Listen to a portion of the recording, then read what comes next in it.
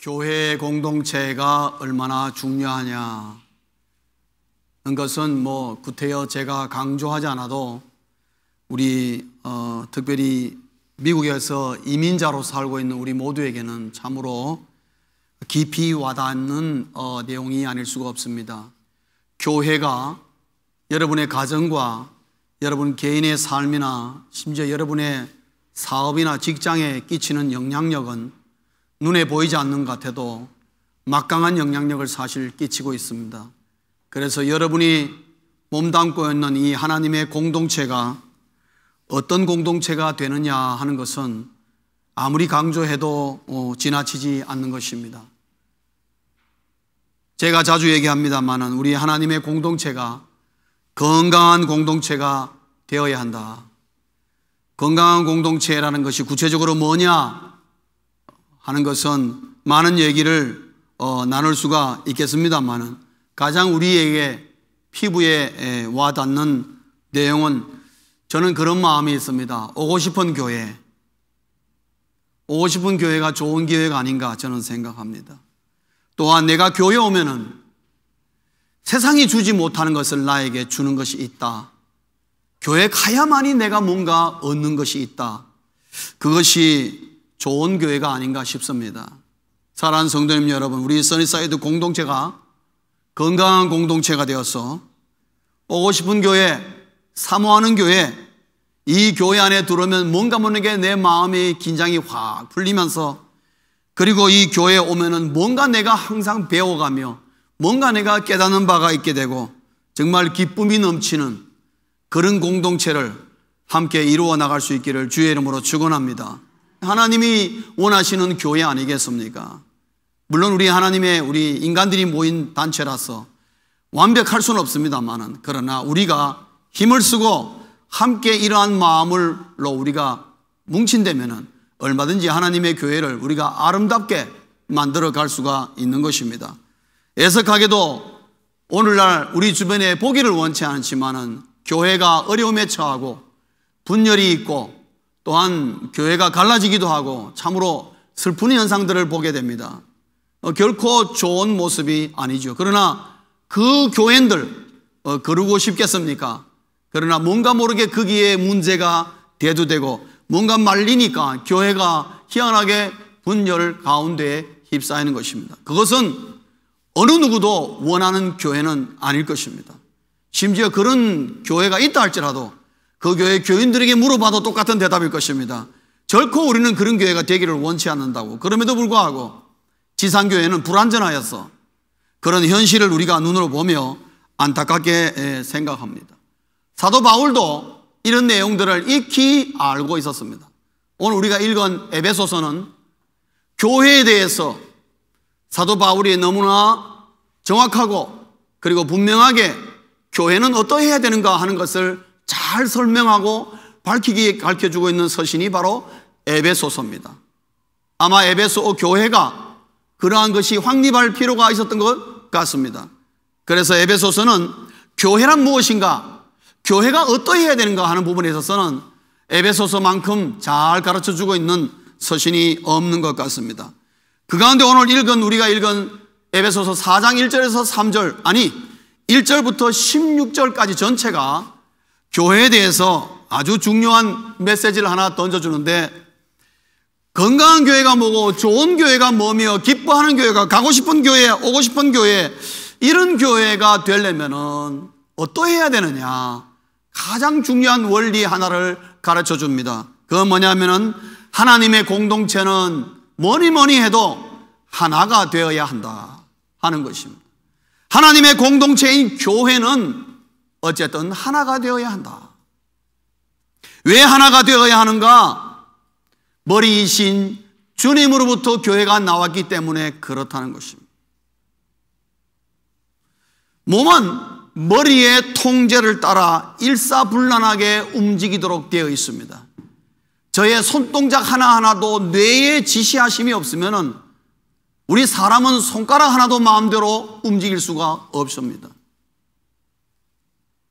우리 몸을 보면은 왜 사도 바울이 교회를 그리스도의 몸이라고 비유하였는지를 우리는 금방 이해할 수가 있습니다. 교회의 머리 대신 주님의 명령에 교회는 일치하게 움직여야 한다는 것입니다. 그럴 때 그 교회는 살아있는 교회요, 건강한 교회요, 정말 하나님이 원하시고 디자인하신 그런 교회라는 것입니다. 정리하면은 주님을 중심으로 하나 된 공동체가 교회가 되어야 된다는 것을 말하고 있습니다. 이 질서가 무너지면 하나님의 공동체가 얼마나 크건, 얼마나 막강한 일을 하건, 어떠한 대외적인 봉사와 대내적인 왕성한 일이 있다 할지라도 이 하나 되는 이 하나됨이 무너지면은 교회 공동체는 즉시로 비정상적인 상태에 빠지는 것입니다. 그래서 오늘 본문 4절 이하를 5절과 6절을 보면은 하나라는 말을 몇 번이나 거듭 하면서 사도 바울이 가르칩니다. 한 몸, 한 성령, 한 소망, 한 주님, 한 믿음, 한 하나님, 한 세례, 얼마나 하나라는 말을 강조하는지 모릅니다. 다시 말하면 하나님으로부터 예수님과 세워진 이 교회 공동체를 구성하고 있는 모든 질서가 전부 다 하나라는 것으로 뭉쳐져 있다는 것이죠. 그래서 하나님의 질서는 하나님을 중심으로 하나의 공동체로 통일되어 있다는 것입니다. 사단은 그리고 그의 무리들은 오늘날 그걸 너무 잘합니다.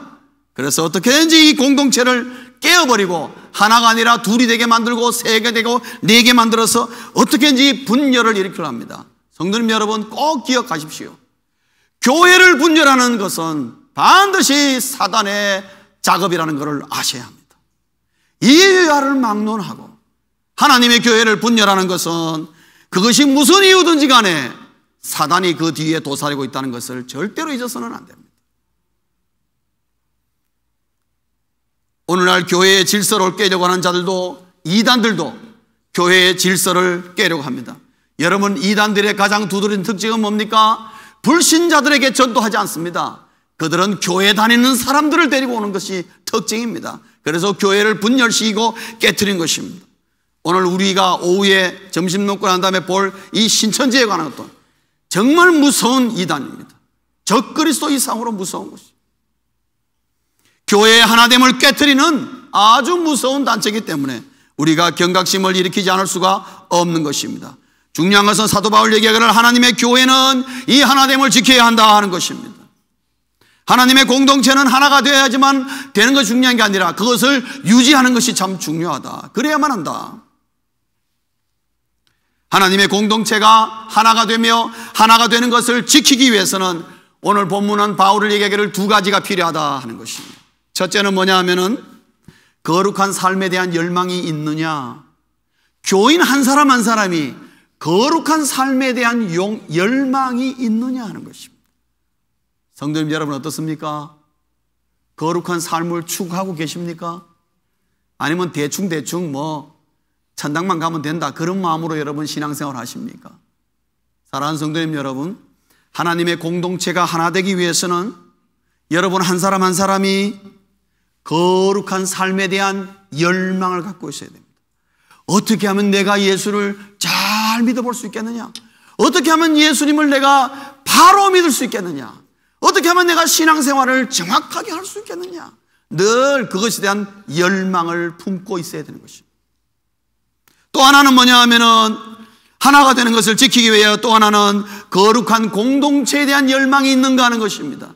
우리 써니사이드 공동체가 거룩한 하나님이 다스림이 있는 하나님의 공동체를 만들고자 하는 열망이 우리 교우들에게 있느냐 하는 것입니다. 아니 그거는 목사님이 하는 거지요. 그래 생각하면 그건 큰 착각입니다. 저는 그냥 교회만 출석하면 되는 거지요. 그렇게 생각하면 큰 착각입니다. 온 교회가 거룩한 공동체에 대한 열망이 있을 때에 하나님의 공동체는 자연스럽게 하나가 된다는 것을 우리에게 가르쳐주고 있습니다. 그러면 성도님 여러분 점검해 보겠습니다. 나는 과연 거룩한 삶에 대한 열망이 있는가? 두 가지를 보면 압니다. 과연 저 한 사람 한 사람 우리가 서로 보면서 과연 우리가 거룩한 삶에 대한 열망이 있는가? 거룩한 삶에 대한 열망이 있는 사람은 두 가지가 나타납니다. 그의 삶 속에서. 첫째가 뭐냐 하면은 겸손이라는 거죠. 겸손이라는 것이죠. 겸손은 우리 그리스도인의 가장 중요하고 아름다운 덕목 가운데 하나가 바로 겸손입니다. 사랑하는 성도님 여러분, 우리 서로 겸손합시다. 우리 옆 사람하고 얘기합시다. 우리 서로 겸손합시다. 겸손합시다. 어떻습니까? 옆 사람에게서 겸손이 보입니까? 아니면 교만이 보입니까? 이 교만이 보이면 큰일 납니다. 여러분, 인류 최초의 문제가 뭔 줄 아십니까? 선악과입니다, 여러분. 그렇죠? 하나님께서 아담과 이브를 만들고 에덴 동산을 창설하시고 거기에다가 모든 아름다운 모든 환경을 다 허락했습니다. 그러나 그 중에 하나는 따먹지 마라 그랬습니다. 선악과 생명나무는 건드리지 마라 그랬습니다. 하나님이 왜 그랬습니까? 선악과가 얼마나 아름다운 열매냐, 얼마나 큰 열매냐, 그게 어떤 종류의 열매냐, 그건 문제가 아니에요. 그게 주제가 아니라고. 선악과의 맛이 얼마나 맛있을까, 무슨 사과 같은 맛일까, 복숭아 같은 맛일까, 그 맛이 어떤 거냐, 그게 중요한 게 아니에요. 단순한 호기심도 아닙니다. 하와가 선악과를 따먹은 것은요, 뱀으로 나타난 사단의 말 한마디 때문에 따먹었습니다. 그게 뭔 줄 압니까? 하와야, 네가 이 선악과를 따먹으면 너는 하나님과 같이 된다는 그 말 한마디에 똑 따먹었습니다. 하나님과 같이 된다는 말을 뭘 건드렸습니까? 이 사단이 하와의 마음속에 있는 높아지고자 하는 교만한 마음을 딱 건드린 것입니다. 사람은 그 마음을 딱 건드리면 갑자기 우쭐해지기 시작하는 것입니다. 사람은 다 높아지기를 원합니다. 너도 높아지기를 원하지? 하나님이 그 부분을 해서 사단마귀가 그거를 딱 건드리면요, 그냥 사람이 갑자기 우쭐해지고 그냥 어깨에 힘이 들어가고 갑자기 교만해지기 시작하는 것입니다. 인간의 마음 속에 있는 교만이 늘 문제인 것입니다. 잠언 16장 18절에 보면 교만은 패망의 선봉이라 그랬습니다. 사랑하는 성도님 여러분, 우리가 예수를 믿음으로 말미암아 가장 먼저 변해야 될 것이 무엇이냐? 교만을 떨쳐버리고 하나님 앞에 겸손히 머리 숙일 줄 아는 것, 이것이 가장 먼저 이루어져야 됩니다. 다른 거 무엇을 얼마든지 많이 하여도 그 사람이 겸손하지 못하다면요, 무슨 일을 하여도 항상 뭔가 모르게 부족하고 뭔가 모르게 모자람이 생기고 하나님이 기뻐하지 않더라는 결론입니다. 바울은 이것을 잘 알고 있었습니다. 교만은 사탄이 사용하는 첫 번째 무기요, 마지막 무기라는 것입니다. 어떻게든지 우리 교인들을 교만하게 만들면은 모든 것들이, 하나님을 위한다는 모든 것들이 다 기가 꺾이기 때문에 사단은 지금도 여러분을 어떻게든지 교만하게 만들어 보려고 힘쓰고 애쓰고 있습니다. 성도님 여러분, 우리 하나님의 공동체가 하나가 되기 위해서, 주님을 중심으로 하나가 되기 위해서 사단의 이런 유혹에 우리는 넘어가면 안 됩니다. 어쨌든지 하나님 앞에 겸손함을 유지해야 하는 것입니다. 겸손은 나도 평안하게 하고 모든 사람을 평안하게 만든다는 것이죠. 여러분, 겸손한 사람 옆에 있으면요, 나도 괜히 마음이 편안해집니다. 왜냐? 겸손한 사람에게 하나님이 주시는 은사가 있는데 그거 뭐냐? 온유함이에요. 온유한 사람은 겸손한 사람입니다. 같이 연결되어 있습니다. 성령의 열매죠. 겸손한 사람에게서 온유함이 나온다는 것이죠. 왜요? 평안함이 있기 때문에 온유함이 되는 것입니다. 평안함은 그냥 이루어지는 것이 아니고 그 사람에게 문제가 없으니까 평안한 것이 아니라 문제와 상황은 하나도 변하지 않지만 그것을 하나님께 다 맡겨버릴 줄 알기 때문에 마음이 온유해지는 것입니다. 아브라함을 보십시오. 롯을 대할 때에 아브라함은 삼촌으로서 자기 조카에게 종들끼리 문제가 발생할 때 롯 불러가지고, 야, 롯, 안 되겠다. 네가 아무래도 나를 떠나야 되겠다. 너 저 북쪽으로 가라. 그러면 롯은 북쪽으로 갈 것입니다. 왜요? 삼촌이 가래니까. 얼마든지 아브라함은 그렇게 자기의 고난과 자기의 가장으로서의 권위를 사용할 수 있습니다. 그런데 롯을 불러다가 아브라함이 뭐라 그랬습니까? 아브라함은 온유한 자라. 온유를 어떻게 표현했습니까? 롯, 자, 우리 아무래도 서로 헤어져야 되겠다. 자, 이 모든 들판과 모든 게 다 네 앞에 있으니까 네가 먼저 선택해라. 네가 좌하면 내가 우하고 네가 우하면 내가 좌하겠다. 이게 뭡니까? 아브라함이 롯에 대한 온유의 표현인 것입니다. 롯에게 먼저 선택권을 줍니다. 왜? 얼마든지 아브라함이 먼저 선택할 수 있는 권한이 있습니다. 그래도 롯은 불평할 수가 없습니다. 위치적으로. 그러나 아브라함은 롯에게 온유함을 베풉니다. 여러분, 모세를 볼까요? 출애굽할 때에 얼마나 하나님이 놀라운 기적을 보여주었습니까? 정말로 이스라엘 백성들이 모세와 함께 하나님을 찬양해도 시원찮을 판인데, 이 출애굽 나온 이스라엘 백성들은 입만 열면 불평이었습니다. 입만 열면 불만이었습니다. 얼마나 모세가 불평과 불명을 많이 받았는지. 정말 모세가 너무 힘들었습니다.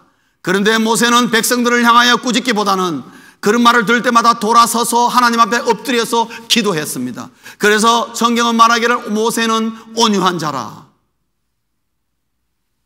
그게 어디서 나옵니까? 아브라함이나 모세는 하나님 앞에 겸손하기 때문에 그 온유함이 나올 수가 있었다는 것입니다. 사랑하는 성도님 여러분, 거룩한 삶에 대한 열망이 있는 자에게 가장 먼저 나타나는 것은 뭐냐? 겸손입니다. 두 번째로는 거룩한 삶에 대한 열망을 가진 교우에게 나타나는 것은 오래 참음입니다. 오래 참음. 사랑하는 성도님 여러분, 우리 교회 안에서 정의로움보다도 더 중요한 것은 오래 참음입니다. 많은 교회에서 교회를 정의롭게 한다고 일어섰다가 그것이 분열이 되고 어려움을 겪는 경우가 허다합니다. 참음으로 엎드려 기도하는 것이 더 중요하다는 것을 말합니다. 오래 참음의 기초는 사랑에서 와야 하는 것입니다. 여러분, 개인적으로 성격 자체가 잘 참는 사람이 있습니다. 지금 성경에서 말하는 오래 참음은 그것을 말하는 것입니다. 개인적인 성격에서 오래 참음이라는 것은 그것은 오래 갈 수가 없다는 것이죠. 그건 돌아서서 남을 험하거나 남의 흉을 볼 수 있는 하나의 반작용이 나올 수 있는 것이다. 그러나 이게 사도 바울이 말하는 오래 참음은 뭐냐? 주님을 사랑하고 영혼을 사랑하고 상대방을 불쌍히 여기는 마음으로서 나오는 오래 참음이라야 된다는 것입니다. 그 오래 참음을 말하고 있습니다. 그래서 오래 참음의 기초는 뭐냐? 사랑에서 나옵니다. 하나님을 사랑하고 영혼을 사랑하는 마음에서. 그래서 오래 참으면 관용이라는 은사가 주어집니다. 오래 참는 사람에게 나타나는 덕목은 뭐냐? 관용입니다, 여러분. acceptance. 포용하고 받아주는 것입니다. 포용하고 받아주는 것입니다. 오래 참음이 없으면 관용이 주어질 수가 없는 것입니다. 사랑하는 성도님 여러분, 하나님은 우리를 사랑하십니다. 그렇습니까? 하나님은 우리를 사랑하시기 때문에 오늘도 주 앞에 나오신 여러분을 하나님께서 여러분을 관용하시며 여러분을 전부 다 주님 품에 품어주시는 것입니다. 내가 잘나서 품어주는 게 아니에요. 내가 하나님 앞에서 이쁜 짓 해가지고 하나님이 품어주는 것이 아니고, 내가 하나님 앞에 지난 한 주간 동안에 정말 너무나 하나님의 영광을 위해서 많은 수고와 헌신했다고 하나님이 나를 품어주는 게 아니에요. 하나님 보시기에 내가 부끄러운 도 많고 그저 나만 생각하며 하나님 한번 쳐다보지도 않고 땅만 쳐다보고 일주일 내내 달려와서 주님 보시기에 정말 내가 얼굴 들기도 민망하고 부끄럽지만은 하나님은 나를 품어주십니다. 왜요? 사랑하시기 때문에. 그러나 그 사랑 뒤에는 오래 참음이 있다는 걸 아셔야 돼요. 나를 향한 하나님의 오래 참음이 있습니다. 부모가 자식을 사랑하지요. 그 사랑을 끝까지 유지하기 위해서는 부모에게는 반드시 뭐가 요구됩니까? 자식을 향한 오래 참음이 있어야 됩니다. 오래 참음이 없으면은 화를 벅벅 내면서 아이들을 품으려고 그러면 아이들이 품어집니까? 도망만 가지 안 품어집니다. 관용이 있어야 한다는 것이죠. 오래 참음은 관용이라는 은사가 주어지고, 관용은 사람의 마음을 열게 하고 평안을 가져다 온다는 것입니다. 사랑하는 성도님 여러분, 거룩한 삶에 대한 열망이 있는 성도들에게는 두 가지가 나타납니다. 겸손과 오래 참음. 이 두 가지는 교회 공동체를 하나 되게 하는 데에 파수꾼과 같은 역할을 한다는 것입니다. 사랑하는 성도님 여러분, 정말 주를 위하여 거룩한 삶을 기대하고 바라고 소망하고 열망하십니까? 하나님 앞에 기도하십시오. 하나님, 내가 하나님 앞에 겸손한 자가 되기를 원하며, 하나님이여 정말 오래 참음이 무엇인지를 하나님께서 나에게 은사로 주시고 나에게 허락하여 주옵소서. 기도할 수 있기를 바랍니다. 그럴 때에 거기에 한 사람, 두 사람, 세 사람, 사람이 많아지면 많아질수록 그 공동체는 하나 되는 공동체가 되고 주님 중심으로 하나 된다는 것이죠. 다른 것을 요구하고 있지 않습니다. 두 번째, 거룩한 공동체에 대한 열망은 어디서 오느냐? 거룩한 공동체에 대한 열망이 있느냐? 그것은 거룩한 삶을 열망하는 교우들이 모이면은 자연스럽게 거룩한 공동체를 열망하게 되어 있습니다. 거룩한 공동체를 열망하는 그 공동체에 나타나는 것은 두 가지가 있습니다. 첫째는 뭐냐 하면은 평안함입니다. 평안함. 거룩한 삶을 열망하는 공동체에 주어지는 결과라는 것이죠. 평안함이에요. 성도님 여러분, 교회마다 분위기가 다른 거 아세요?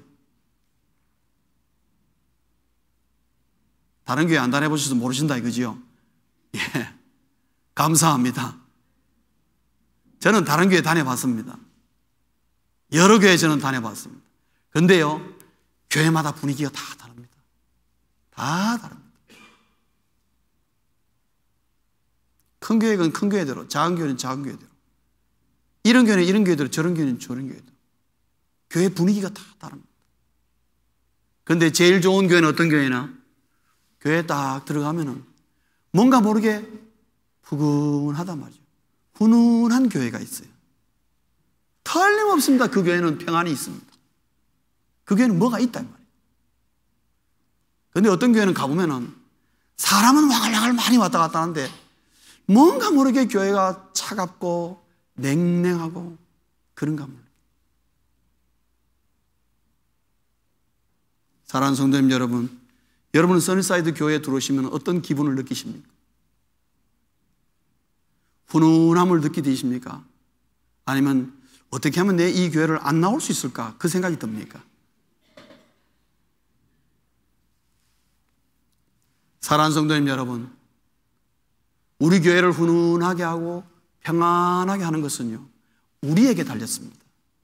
우리 하기에 달렸습니다. 어떻게 해요? 우리가 거룩한 삶을 열망하면 어떻게 하는지 겸손하려고 하고 오래 참으며 관용과 온유함으로 사람들을 대하고 올 때에 그 교회는 훈훈하게 되는 것입니다.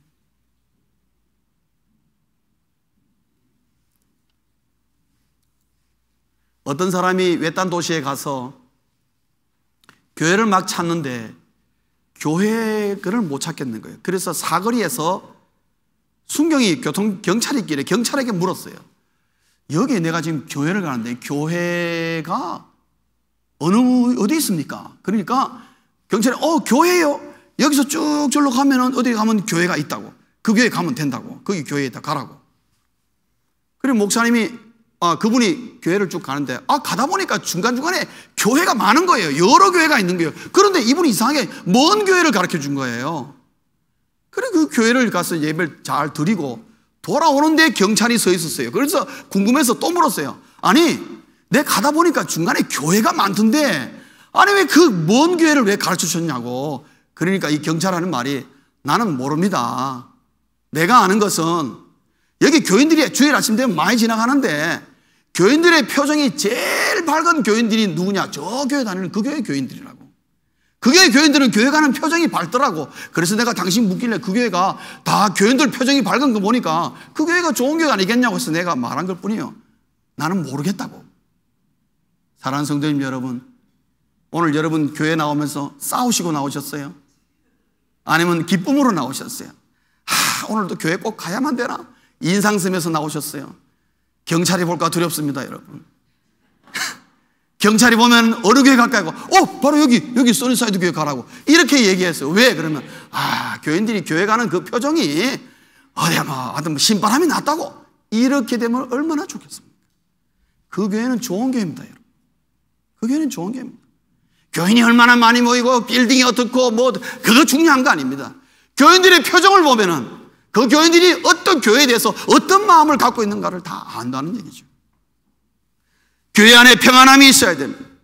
여러분 빌립보서 4장에 보면은 바울이 유오디아와 순두계에게 권면하는 말이 나옵니다. 빌립보 교회에 문제가 있었습니다. 유오디아와 순두계라는 사람이, 두 사람이 뭔가 교회의 기둥과 같은 역할을 하는데 이 두 사람이 다툼이 일어난 거예요. 티격태격 싸우는 것입니다. 그래서 바울이 그 내용을 알고 빌립보서를 쓴 겁니다. 이 빌립보 교회가 참 좋은 교회인데 왜 어떻게 하다 저렇게 되었나? 그럼 뭐라고 얘기합니까? 빌립보서 2장 3절에 4절에 보면은 아무 일이든지 다툼이나 허용으로 하지 말고 자기보다 남을 낫게 여기면 안 되겠느냐? 유오디아와 순두계에게 권면을 그렇게 하는 것입니다. 왜? 교회는 평안해야 된다. 평안해야 된다. 공동체의 평안하다는 것은 그 공동체가 하나가 되어 있다는 증거라는 것입니다. 거룩한 공동체를 열망하십니까? 그러면은 우리 모두가 서로 평안을 추구해야 되는 것입니다. 그래서 누구든지 우리 교회에 들어오면은 뭔가 마음이 편안해지고 푸근해지고 후른해가지고 고개가 뒤로 넘어가며 잠이 올 정도가 돼야 되는 것입니다.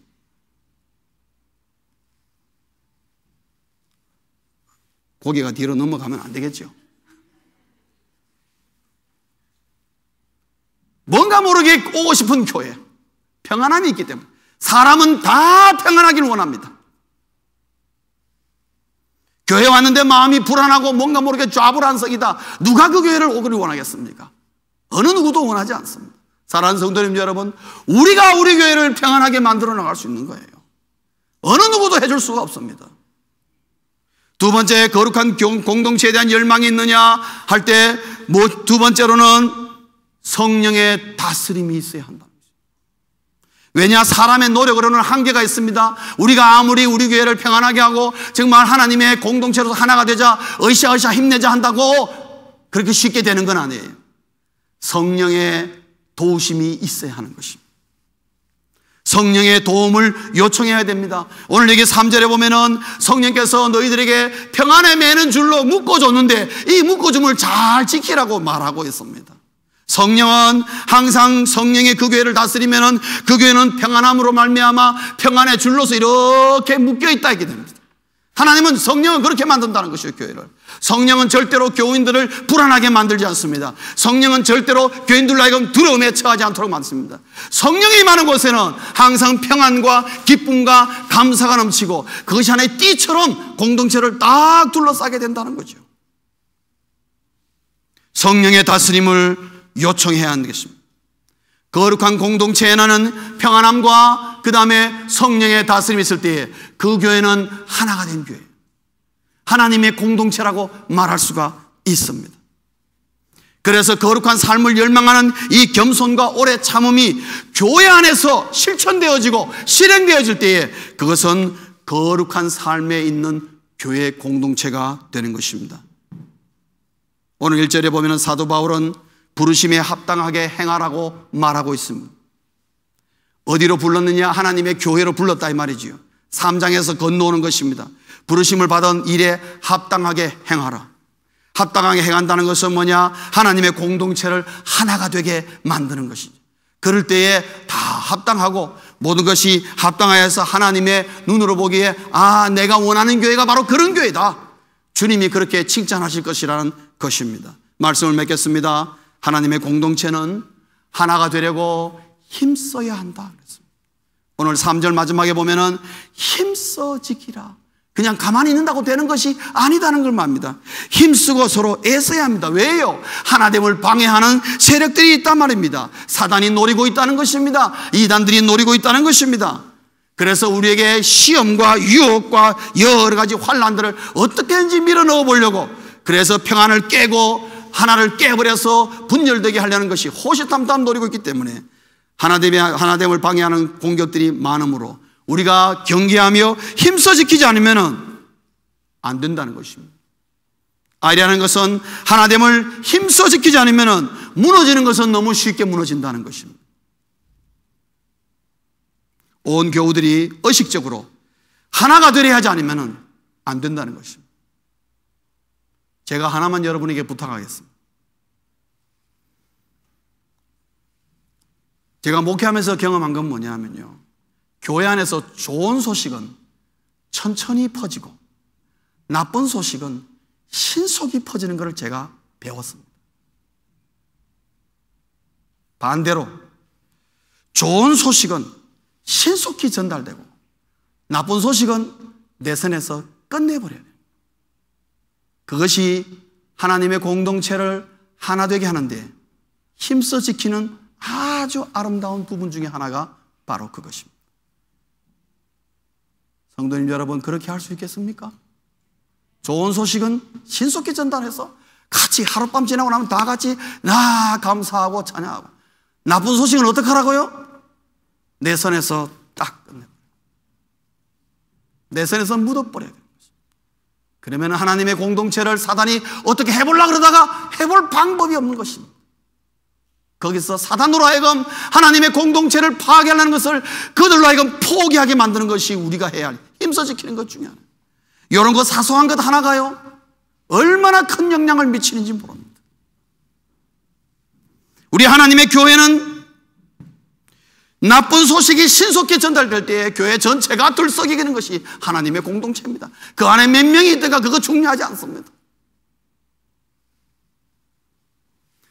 좋은 소식은 신속히 전달하고 나쁜 소식은 내 선에서 끝낼 줄 아는, 이것이 뭐냐? 정말 거룩한 삶과 거룩한 공동체를 열망하는 교우들이 마땅히 취할 수 있는 자세예요.